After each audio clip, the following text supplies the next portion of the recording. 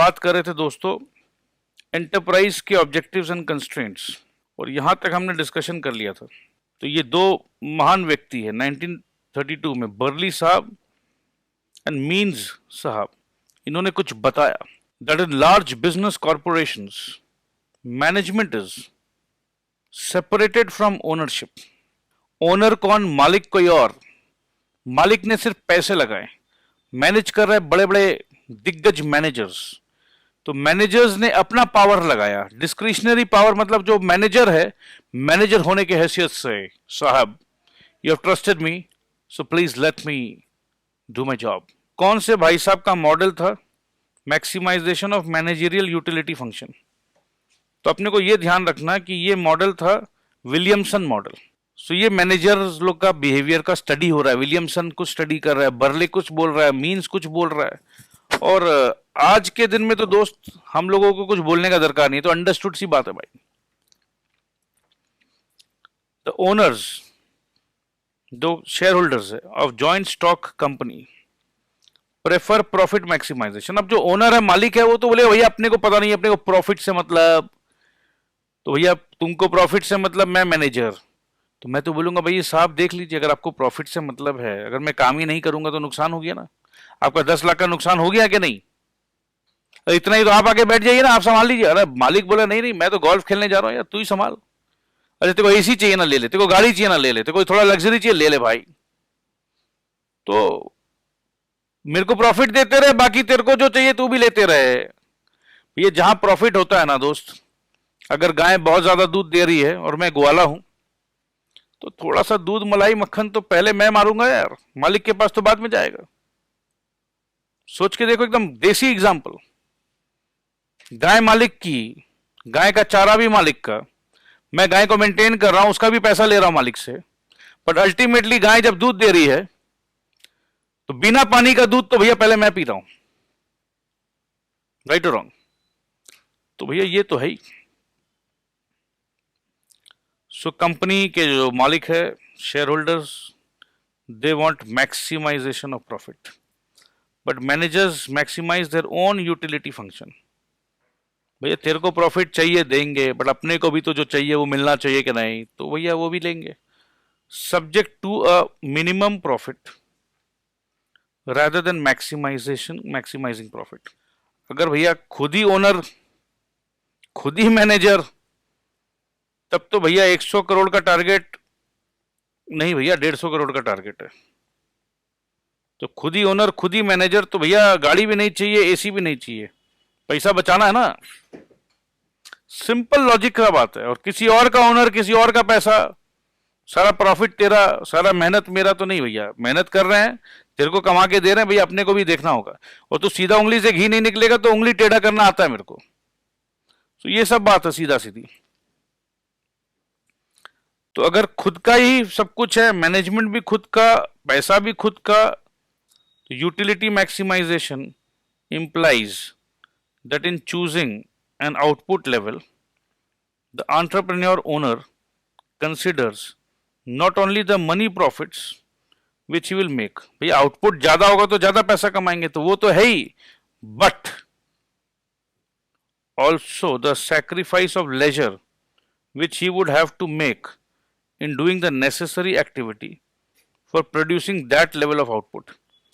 तो खुद का है तो इसको पता है भैया आउटपुट चाहिए, मुनाफा है, तो भैया सैक्रिफाइस भी करेंगे, हम करने के लिए तैयार है, क्योंकि सब कुछ अपना है।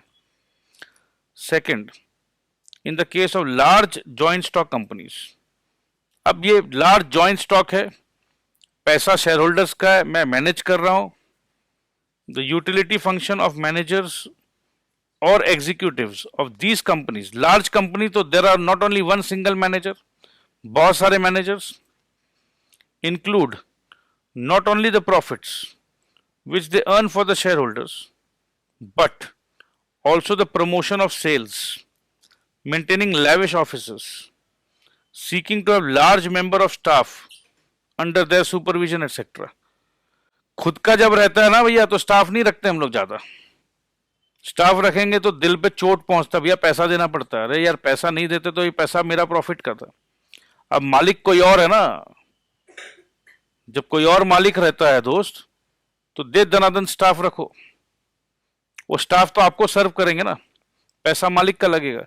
अब मालिक लोग भी डायरेक्ट तो पैसा देते नहीं है, बात को समझो यार, बात को सीधा सीधी समझो। अपना सैलरी है 2 लाख रुपया, अब मैं बोल रहा हूं मालिक को कि भाई मालिक मेरा सैलरी 2.5 लाख या 3 लाख कर दीजिए, अब मालिक नहीं कर रहे हैं, तो मैं भी नखरा मारना स्टार्ट करता हूँ, ऐसा मालिक मेरे को ये एक स्टाफ चाहिए, ये एक स्टाफ चाहिए, ये एक स्टाफ चाहिए, ये एक स्टाफ चाहिए। अब 4 स्टाफ 25-25 हज़ार रुपया का रखवा दिया मैंने, समझिए। तो ये 1 लाख रुपया का खर्चा मालिक के अकाउंट में चला गया, मेरे को ही चुपचाप दे देता, मेरे को देता तो भैया ये सब काम मैं ही कर लेता यार, तो मेरे को पैसा दिया नहीं, तेरे को मेरा सैलरी बड़ा अखर रहा है ना, तो रुक बेटा हम तेरे को बताते हैं। तो मैं 4 अलग अलग लोगों को अपॉइंट करा दूंगा, और क्या करें सर, ये तो चाहिए, ये तो चाहिए, अकाउंट्स का ये चाहिए, सेल्स का ये चाहिए, मार्केटिंग का वो चाहिए, सब कुछ मैं अकेला कर सकता था, बट नहीं, नुकसान हो रहा है, ये कुछ कुछ ना कुछ तो हम समझा ही देंगे ना अपने मालिक को। So in this case the manager will maximise his utility. जब मेरे को पैसा नहीं दे रहा उतना, मेरे हिसाब से मेरे को 3 लाख मिलना चाहिए। अपने देखो कंज्यूमर यूटिलिटी वाला कर क्या है, मेरे हिसाब से मैं 3 लाख का काम कर रहा हूं, और भाई साहब मेरे को 2 लाख रुपया ही दे रहे हैं, तो भैया 1 लाख का काम जो मैं एक्स्ट्रा कर रहा था मैं नहीं करूंगा, ये 4 आदमी करेंगे, तो भैया तुम मेरे को 2 दे रहे हो तो मैं भी 2 लाख का ही काम करूंगा। तो देखो ये यूटिलिटी फंक्शन जो है ये हर इंसान के दिमाग में रहता है। The manager will maximise his utility by attaining the best combination of profits and the above mentioned other objectives. तो जितना प्रॉफिट देना वो भी दे देंगे, अदर ऑब्जेक्टिव्स भी ध्यान रख लेंगे, अपने नीचे में सुपरवाइजर सैलरी और बढ़वा देंगे, लोगों को रख लेंगे, अपना कंफर्ट का भी ध्यान रख लेंगे, मिला जुला के सबको खुश रखेंगे, खुद भी खुश रहेंगे और सबको खुश रखेंगे। तो सिर्फ प्रॉफिट गोल नहीं होना चाहिए। सर्टन मार्च ने क्या कहा है, for possible functional goals in addition to profit goal, that is production goal, inventory goal, sales goal and market share goal. तो अभी आधा आधा है मार्केट, तो हमारा गोल क्या होना चाहिए कि भैया 90% हो जाए मित्सुबिशी और ये हिटाची हो जाए 10%। तो ये हमारा मार्केट शेयर गोल है, ठीक है, ये मार्केट शेयर कि मेरा मार्केट में कितना शेयरिंग होना चाहिए मेरा प्रोडक्ट का। अगर चलो इसको याद ही करना है तो देखो भैया प्रोडक्शन करते हैं हम लोग, प्रोडक्शन जो बच जाता है उसको इन्वेंट्री कहते हैं हम लोग, ठीक है। और हम ये बोलेंगे कि भैया क्यों बचा, कहीं ना कहीं हमारा सेल्स का जो गोल था वो पूरा नहीं हुआ इसीलिए बच गया इन्वेंट्री। और भैया इस बार हमने कसम खा लिया कि मार्केट में हम अपना शेयर को बढ़ाएंगे, हमने मिलकर कसम खाई है कि अब हमारा एक भी इन्वेंट्री बचेगा नहीं, हम प्रोडक्शन को डबल करेंगे, 2 टाइम्स करेंगे और मार्केट में छा जाएंगे। तो ये इसने किसने कहा, नहीं है, और ऐसा छाएंगे जैसे दादा हमारे सौरव गांगुली लॉर्ड्स में शर्ट उतारे थे, तो वैसे ही याद करना, शर्ट एंड मार्च। ये कसम खा लिया आज हमने कि production goal, inventory goal, sales गोल, मार्केट शेयर गोल पूरा करेंगे और दादा की तरह शर्ट घुमा के मार्च करेंगे हम लोग। तो देखो ठीक है भैया, एंटरप्राइज सोसाइटी में रहते हैं। To maintain a continuous and sufficient supply of unadulterate goods, unadulterate मतलब एकदम अच्छा परफेक्ट क्वालिटी, मिलावटर नहीं, ठीक है, and articles of standard quality. To avoid profiteering and anti social practices, profit करने के लिए कुछ गलत गलत काम करें, ठीक है, ब्लैक मार्केटिंग करें, एंटी सोशल प्रैक्टिस करें, नहीं करना चाहिए कोई भी बिजनेस को। To create opportunities for gainful employment for the people in the society, हाँ ये करना चाहिए। To ensure that the enterprises output does not cause any type of pollution, air, water और नॉइज, ये एंश्योर नहीं हो रहा है दोस्त, दुनिया भर का पोल्यूशन हो गया है। इंडस्ट्रियल रेवोल्यूशन के बाद ये पूरा पोल्यूशन का दुनिया पहले हुआ नहीं करता था दोस्त, और पोल्यूशन के कारण ये एयर, वाटर, नॉइज पोल्यूशन के कारण तरह तरह के बीमारी, कैंसर आ गए। तो जितना हम लोगों को लगता है ना कि यार क्या मजा आ गया रे, मोबाइल फोन आ गया रे, यार जिंदगी मस्त हो गई है, तरक्की हो गया है, भाई कुछ हद तक तरक्की हुई है तो उसका खामियाजा भी भुगतना पड़ रहा है, कुर्बानी मांगता है दोस्त। घर पे कोई ना कोई एक मेंबर को कोई ना कोई सीरियस बीमारी हो रहा है, तो 10 मेंबर अगर एंजॉय कर रहा है, एक मेंबर बीमारी में जूझ रहा है, तो देखो जो बेनिफिट मिला उसका खर्चा ले लिया भगवान ने, क्योंकि हमने भगवान की बनाई हुई सृष्टि के साथ खिलवाड़ किया है, तो भगवान अपने हिसाब से उसको बैलेंस कर रहा है। कोई भी ऑर्गेनाइजेशन ऐसा काम करे जो समाज को खराब कर रहा है, तो वो लंबा नहीं चलेगा। ये मानना पड़ेगा, सिर्फ लिखने से नहीं होगा। Human beings are the most precious resources of an organization. Human being को नहीं खरीद सकते हैं, ठीक है, उसका लेबर, उसका जो मेहनत है उसको खरीदते हैं हम लोग। आजकल जैसे फोन पे सॉफ्टवेयर अपग्रेड आता है, तो इंसान का दिमाग को अपग्रेड कैसे किया जाए? दिमाग को अपग्रेड किया जा सकता है दोस्त। इंसान ऐसा बनाओ कि यार वो कुछ काम का इंसान बने, काम सीखे और काम करे। इंसान जब तक काम करते रहेगा ना दोस्त, उसका भी भला है और पूरा दुनिया का भी भला है। तो कभी भी आप अपना समय वेस्ट मत करिए। एम्प्लॉयज को भी बोलो कि भाई हम सीनियर मैनेजमेंट में हैं, बट भाई तुम भी हेल्प करो मेरे को।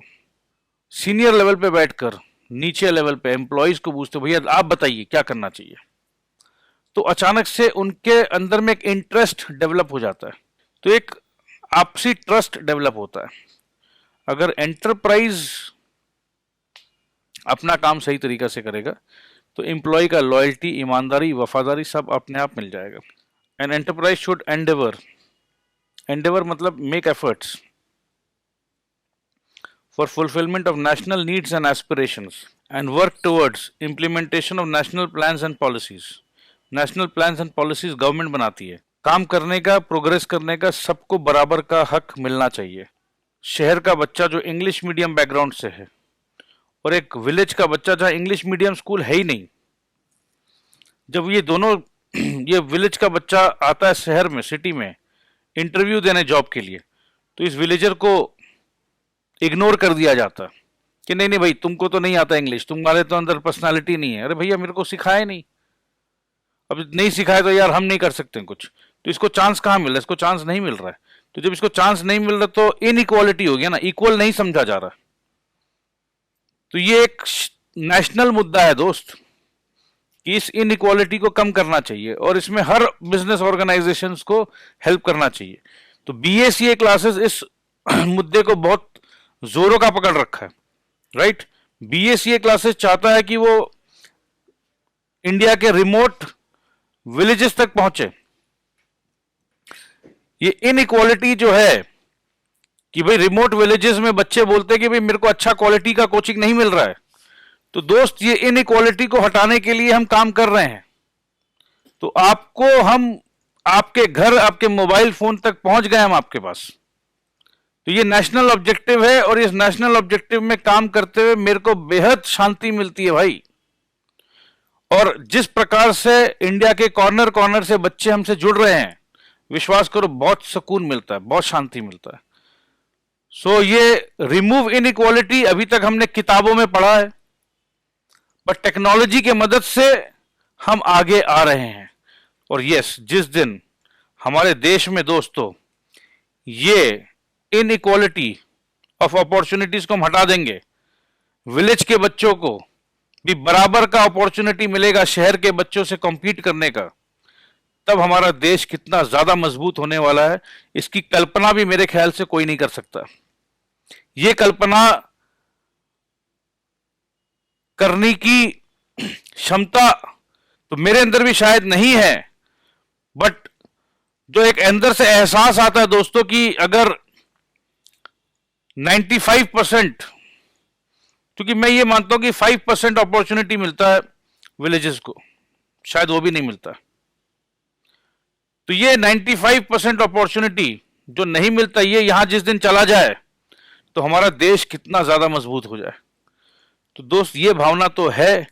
कल आप भी कोई बड़े ऑर्गेनाइजेशन पे काम करो तो हमारे देश का ऑब्जेक्टिव्स को प्लीज अगर आप ध्यान में रखोगे तो देश अपने आप तरक्की कर लेगा, देश का हर एक इंसान तरक्की कर लेगा। इंडिया को कहीं वर्ल्ड बैंक के सामने हाथ फैलाना नहीं पड़ेगा, कर्जा में डूबना नहीं पड़ेगा।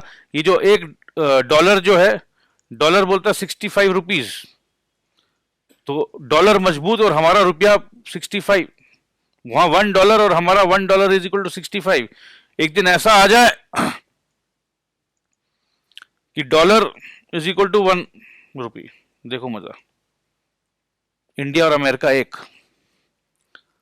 तो दोस्त मुमकिन है अगर हमारे देश का जो कलेक्टिव ताकत है उसको हम लोग जागरूक करें तो मुमकिन है।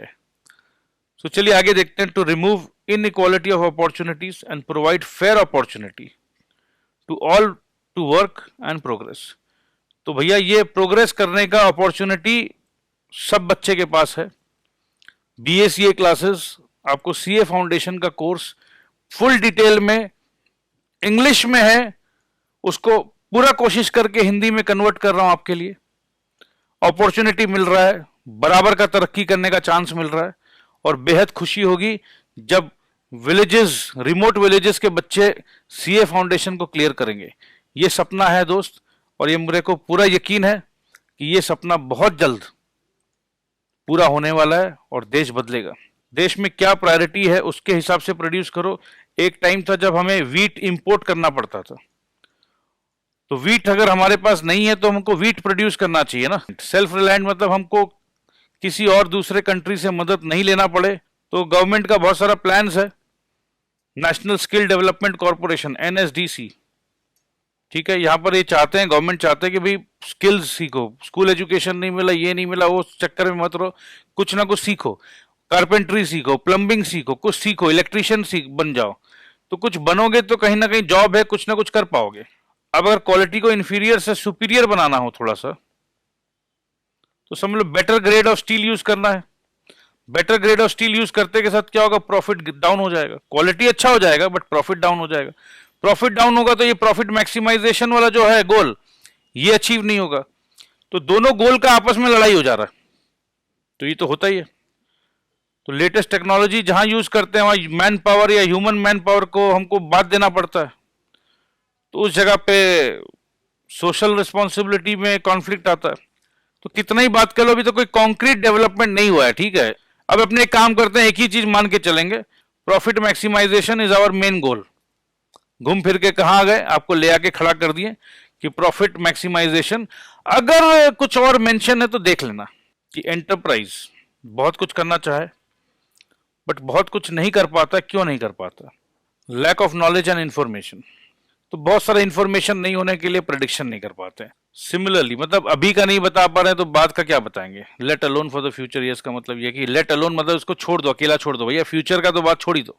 अलग अलग इक्विपमेंट, अलग अलग टेक्नोलॉजी, कितना पता करेंगे यार, रोज तो कोई ना कोई नया कुछ बना रहा है। तो भैया मैं बार बार बोलता हूँ, प्रॉफिट मैक्सिमाइज करने के लिए SP minus CP is equal to profit. तो ये CP को हमेशा कोशिश करना रिड्यूस करने का। तो CP रिड्यूस कैसे हो सकता है? जितना भी इनपुट है हमारा, इनपुट इज द कॉस्ट, तो इनपुट को रिड्यूस करने का कोशिश करो। Better technology, better raw material, कुछ भी करो और SP को बढ़ाने का चेष्टा करो। क्वालिटी में इंप्रूवमेंट लाओ तो भैया सेल प्राइस ज्यादा कर सकते हो। 50 रुपया में बनाते थे, एक 150 रुपया में बेचते थे। अरे भैया 20 रुपया में बना, 200 में बेच, तो ये प्रॉफिट सीधा 180। क्या कर रहा है? अमिताभ बच्चन साहब को पकड़, अभी तुम साल में 1 लाख पीस बेच रहे हैं ना, तुम 1 करोड़ पीस बेच भाई, 100 टाइम्स। अरे बच्चन साहब तो सिर्फ 4 करोड़ रुपया लेंगे, तो 4 करोड़ में तेरा 4 रुपया पर पीस ही तो पड़ा भाई एडवर्टीजमेंट। बट तेरे प्रोडक्ट में दम है, 1 करोड़ पीस आराम से बेच पाएगा। तो बच्चन साहब 4 करोड़ लेंगे तो तेरा 4 रुपया पर पीस का, तुम तो 180 रुपया पर पीस का फायदा कर रहे हो। तो देखो प्रॉफिट मैक्सिमाइजेशन का थॉट कहां से कहां पहुंच गया। कहां वो 100 रुपया पर पीस का फायदा कर रहा था, वो 180 रुपया पर पीस का फायदा करने लग गया। अब एडवर्टाइजमेंट डाल के और प्रॉफिट को ऊपर ले गया वो। तो पता नहीं चलता कि प्रॉफिट मैक्सिमाइजेशन कहां तक हो सकता है। तो ये तो अपना अपना सोच विचार, रिस्क टेकिंग एपेटाइट के ऊपर है। समझ लो कोयला नहीं देना चाहता गवर्नमेंट, तो कोयला पे कुछ रोक लगा रखा है।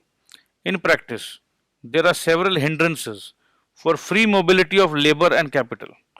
इतना इजी नहीं है कि लेबर एक जगह से दूसरा जगह चला जाएगा।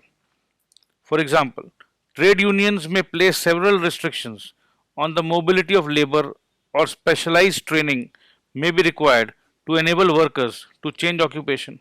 अब हमारे पास जो लेबर है उसके उतना ट्रेनिंग नहीं है, हम कुछ और बनाना चाहते हैं, उनके पास ट्रेनिंग नहीं है। तो इस चक्कर में हमारा प्रोडक्शन मार खा रहा है, हमारा कॉस्ट बढ़ रहा है। कॉस्ट अगर हाई होगा तो भैया सीधा बात है, एसपी 100 सीपी 70 तो प्रॉफिट 30। एसपी 100 और सीपी 70 की जगह 75 हो जा रहा है तो प्रॉफिट गिर गया। तो we are always worried about the cost. जब हमको जो माल चाहिए जिस टाइम पे चाहिए, इतने दलाल इतने कमीशन एजेंट्स भैया इधर उधर घूम घाम के आएगा, resulting in shortages and unanticipated emergencies. जिस समय काम करना है, जिस समय डिमांड है, जिस समय सप्लाई करना है, उस समय मटेरियल नहीं है। अनएंटिसिपेटेड इमरजेंसीज, अनएंटिसिपेटेड इमरजेंसी मतलब हमने सोचा ही नहीं था भैया, सोचा ही नहीं था, पता ही नहीं था कि पावर कट होने वाला 7 दिन के लिए। अरे भैया पता होता तो जनरेटर का व्यवस्था करते, पता होता तो पहले कुछ और प्लानिंग करते, पता ही नहीं भैया क्या करें। Unanticipated, for example there could be frequent power cuts, irregular supply of raw materials and non availability of proper transport. भैया सब कुछ बना लिए, रेडी है, अब भैया क्या करें बताइए, कोई ट्रांसपोर्टर ही नहीं मिल रहा है।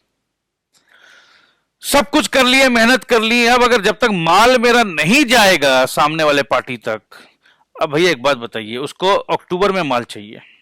देखिए अक्टूबर नवंबर जो है सीजन का टाइम है, अब अगर हम माल ही उसको भेजेंगे 15 नवंबर को, तो भैया वो कब तो माल बेचेगा, जब वो माल नहीं बेच पाएगा तो वो हमसे भी क्यों खरीदेगा। तो ये भैया ये पूरा सीजन नुकसान में चला गया। अब इस माल को अगले सीजन तक रखेंगे, अगले सीजन तक भैया डिजाइन चेंज हो जाएगा, तो ये बताइए ये बनाने का फायदा क्या हो मेरा। तो समझ रहे हैं दोस्त, बिजनेस करना इतना आसान नहीं है हमारे देश में। This could put limitation on the power of enterprises to maximize profits. तो यही होता है हमारे देश में, जो एंटरप्रेन्योर है, जो बड़ा हिम्मत दिखाता है कि भाई हम काम करेंगे, बट ये सब काम गवर्नमेंट के हाथ का है। रोड, ट्रांसपोर्ट, पावर कट, ये सब चीज जब तक गवर्नमेंट भी ठीक नहीं करेगी, कुछ हमारे आदतें कमजोर है, सिस्टम गड़बड़ है, तो एक एंटरप्रेन्योर जो बहुत जोश के साथ बैठा हुआ है, किताबों में पढ़ने में बहुत अच्छा लगेगा मेरे दोस्त, बट हमारे देश में एंटरप्रेन्योरशिप का कल्चर इसीलिए डेवलप नहीं हो पा रहा ठीक से, क्योंकि एलाइड फैसिलिटीज प्रॉपर नहीं है। इसीलिए मजबूरी में हम लोग सब के सब पढ़ाई करके कहीं ना कहीं नौकरी खोज रहे हैं, जॉब, और ये जॉब जॉब जॉब करते करते ना दोस्त, ये बहुत खतरनाक सिचुएशन पे आ रहे हैं हम लोग। इंडिया एक देश, ऐसा देश था जहां हर आदमी कहीं ना कहीं घर बैठे बैठे एक बहुत बड़ा ट्रेडमैन, बिजनेसमैन हुआ करता था।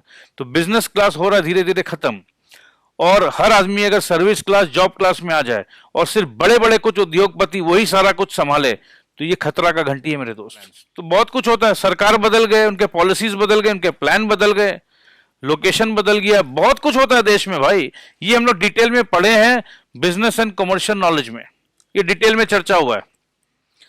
When firms are forced to implement policies in response to fiscal limitations, legal regularity, or contractual requirements, these have adverse consequences on the firm's profitability and growth plans.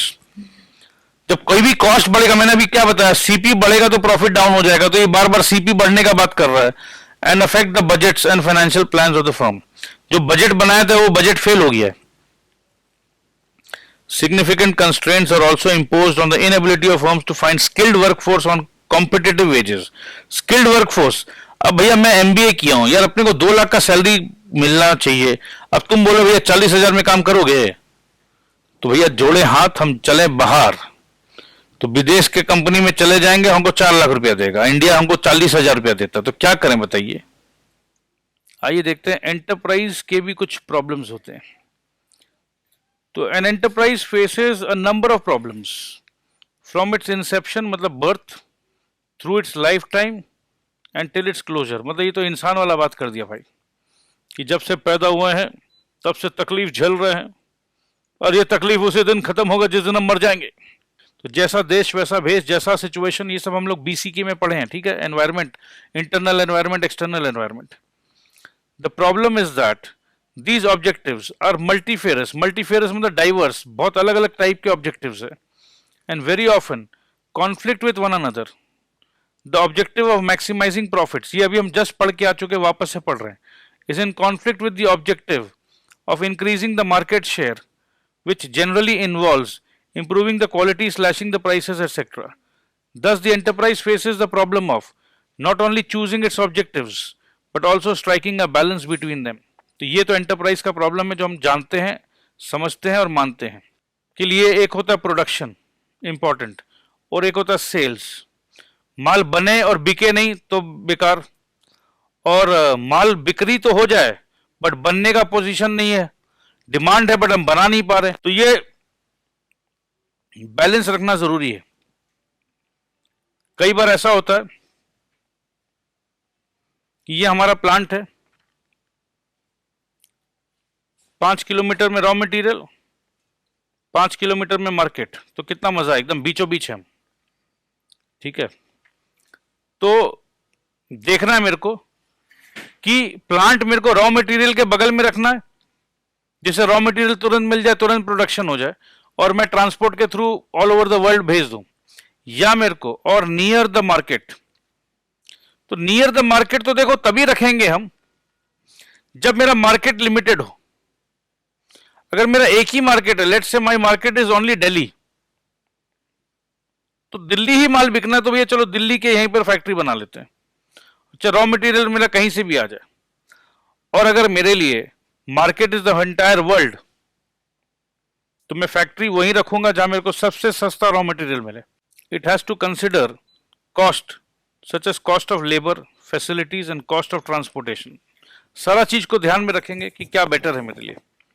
Of course the entrepreneur will have to weigh the relevant factors against one another in order to choose the right location which is most economical। तो सबको मिला जुला के देखेंगे, जो हमारे लिए सबसे ज्यादा प्रॉफिटेबल होगा वही काम करेंगे हम। another problem relates to the size of the firm। it has to decide whether it has to be small scale unit or large scale unit। अब यार इसमें क्या प्रॉब्लम है, अगर मेरा माल का ज्यादा डिमांड है तो भैया हम लार्ज स्केल करेंगे और कम डिमांड है तो स्मॉल स्केल करेंगे, इसमें इतना परेशानी वाला बात नहीं है। अगर स्टार्टिंग करना है तो भैया छोटा से कर लो, अगर डिमांड बढ़ता तो भैया बड़ा कर लेंगे, इसमें क्या बड़ा बात है। अब शुरू में बड़ा कर लिया और ज्यादा माल बना लिया और माल बिका नहीं तो दिक्कत। अब सर इसमें एक और प्रॉब्लम है, स्मॉल स्केल में कॉस्ट ऑफ प्रोडक्शन ज्यादा आएगा, लार्ज स्केल में कॉस्ट ऑफ प्रोडक्शन कम आएगा।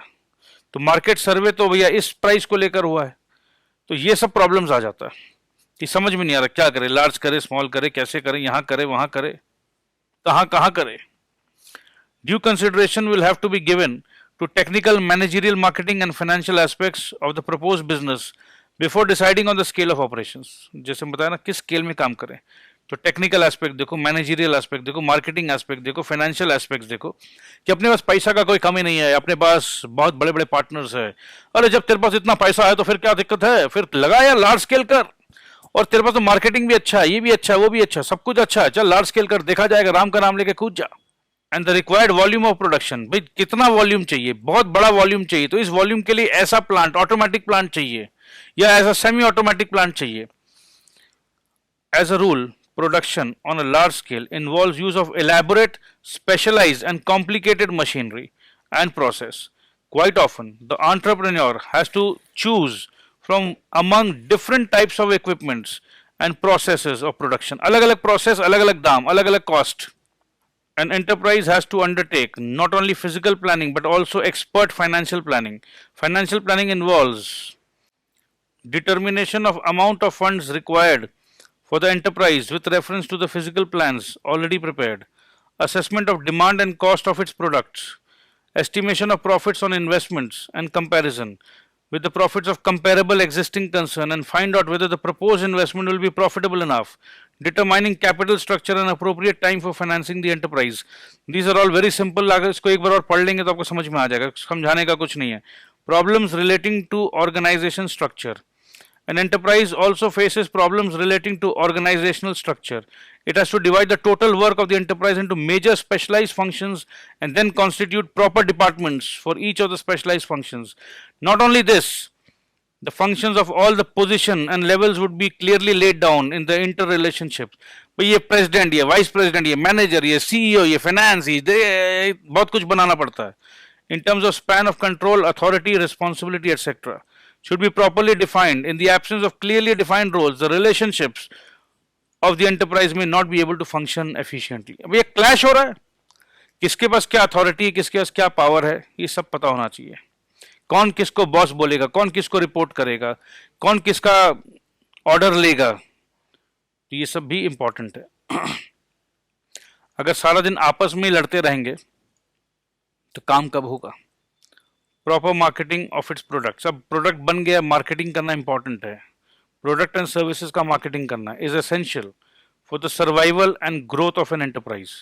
For this the enterprise has to discover its target market, कहाँ मार्केट करना है, by identifying its actual and potential customers and determine tactical marketing tools it can use to produce desired responses from its target market. After identifying the market, the enterprise has to make decisions regarding the 4 P's. अब ये important है, ठीक है। 4 P's, तो 4 P क्या है? Product, promotion, price, place. तो product में क्या वैरायटी, क्या क्वालिटी, क्या डिजाइन, क्या फीचर, क्या ब्रांड नेम, क्या पैकेजिंग, क्या एसोसिएटेड सर्विस, क्या यूटिलिटी दे रहे हैं। प्रमोशन करना है तो methods of communicating with consumers through personal selling, social contacts, advertising, publicity etcetera. Price का क्या पॉलिसीज है, डिस्काउंट क्या देंगे, अलाउंस क्या देंगे, क्रेडिट टर्म्स क्या देंगे, कंसेशन क्या देंगे। प्लेस में policy regarding coverage outlets for sales, channels of distribution, location and layout of stores, inventory, logistics etcetera.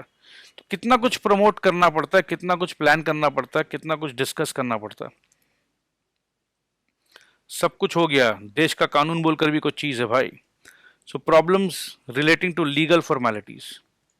A number of legal formalities have to be carried out during the time of launching of the enterprise as well as during its lifetime and its closure. These formalities relate to assessing and paying of different types of taxes, corporate tax, excise duty, sales tax, custom duty। भैया government को तो भैया tax देते रहो, नहीं तो government तुमको शांति से बैठ के काम करने नहीं देगी। Maintenance of records, submission of various types of information to the relevant authorities from time to time, adhering to various rules and laws formulated by government। जैसे आज के दिन में जीएसटी के हिसाब से जितना आपको रिटर्न्स फाइल करना है। For example laws relating to location, environmental protection and control of pollution, size, wages, bonus, corporate management, licensing etcetera. तो बहुत सारा फ्रेमवर्क है लॉ का, उसको भी निभाना है। Industrial relations at present are much more involved and complicated. Various problems which an enterprise faces with regard to industrial relations are the problem of winning workers cooperation। अगर आपका वर्कर आपके साथ कोऑपरेट नहीं कर रहा भैया कुछ नहीं होगा।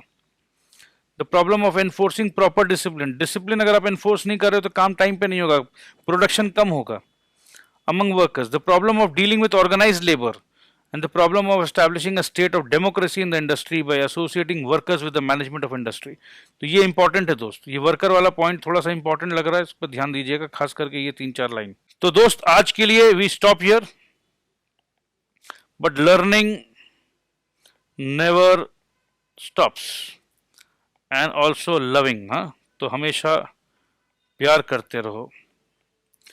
और एक और चीज, कंपैरिजन का शिकार मत बनना कभी भी।